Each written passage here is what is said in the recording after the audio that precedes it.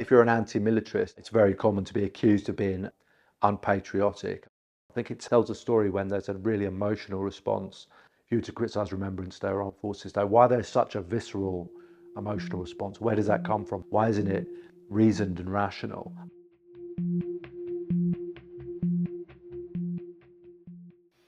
I'm Joe Glenton. I'm the communications manager at Forces Watch. I was in the British Army for 6 years. I also served in Afghanistan and Kenya.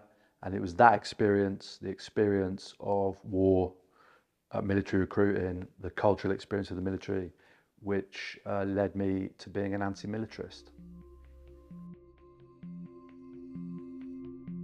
The tone of Armed Forces Day is very interesting. They always operate in this kind of family-centric register. It's a day out for mum and dad and the kids. At Forces Watch a number of years ago, we found an example of a senior officer in the British Army in charge of recruiting, talking in a very interesting way about how the Army approaches recruiting. And part of that was this drip, drip, drip effect. And the way that recruitment functions, they're not just trying to recruit young people or kids, they're trying to ideologically recruit, not just literally recruit people and get them through the door, but ideologically recruit large swathes of the British population. So they have a kind of license to operate.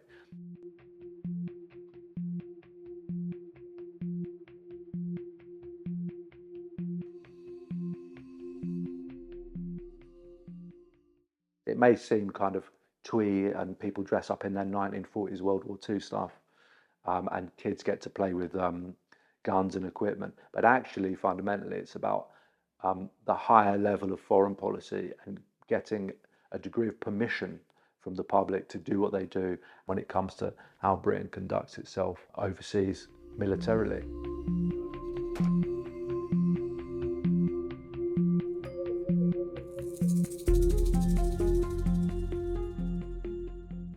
One aspect of this which people have often cited and found disturbing is that on Armed Forces Days and on other days of the year, but particularly on Armed Forces Day, you will see these military stalls, and there will be often very young children handling weapons which are not loaded, but are kind of playing with these weapons. One of the effects that obviously has is to kind of glamorize warfare, which has to be questionable. And it's a fundamental strut of what militarism does. It normalizes, it makes normal the use of violent force, armed force.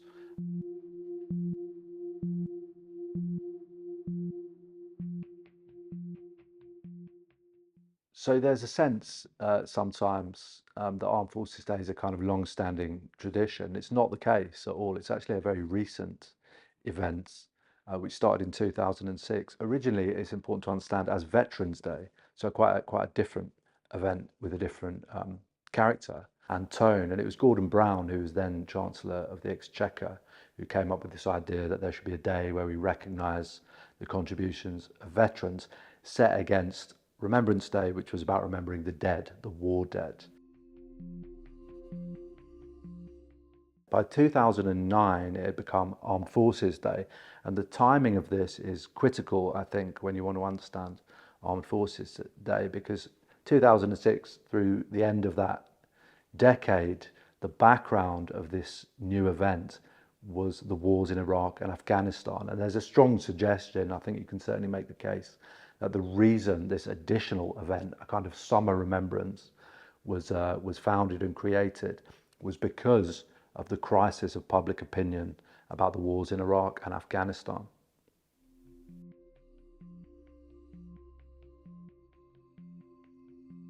What happens generally is it's personalized as being about the individuals, but really what's happening is that the institution of the military should be respected. That's what we're being told, and it should be to some extent beyond criticism. People often, it's a thing in this country that people, oh, my grandfather and my grandmother. My forebears also served in the First and Second World War because there was conscription. First of all, that's not a personal experience, it's someone else's experience you are citing. And I think there is ample evidence when you look at the testimony of people coming back from the First and Second World Wars and other wars often maybe didn't have anti-war sentiments or anti-military sentiments in the way that we would discuss them at Forces Watch, but were deeply affected and traumatized, and came back questioning the foreign policy of the state they served. We fought the Germans to win the war. That's what was bred into you. And it took me until about 1970 before I could really, see me way clear. I have nothing against them now. It took me all that time to realize they were the same as us doing what they had to do. Armed Forces Day and events like it obviously aim to represent the military in a particular way. You will not hear at Armed Forces Day the kind of stuff which we cover at Forces Watch, which is a massive amount of sexual harassment and sexual violence against serving soldiers by other soldiers. Endemic bullying, it's very much, I can attest as a veteran, it's very much institutionalized bullying.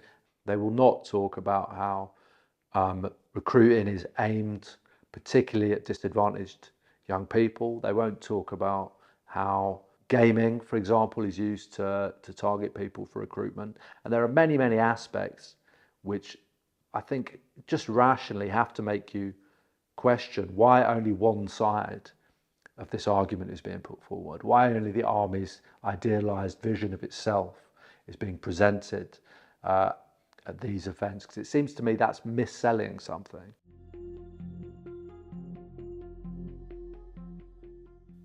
What we want to say as an anti-militarist organisation who've looked at this topic for over 10 years now is that it's okay to be slightly disturbed by the parades through town, by the kids with guns, by the air shows that overflights of World War II and modern aircraft, by the sponsorship of arms firms and other big corporations of these events. And it's okay to question. It's not just okay, it's right. You should critique. And I can tell you as a veteran, lots of veterans also look at these events, and they look at the rise, the kind of emergence of a re-energized remembrance, the invention from thin air of Armed Forces Day and so on, and look at those things with a questioning lens. And it's okay to do that. It may well be the case that people are very attached to those ideas, and that's okay too, but you have to be able sometimes to have those difficult conversations sensitively and thoughtfully, and not expect to win everyone over immediately.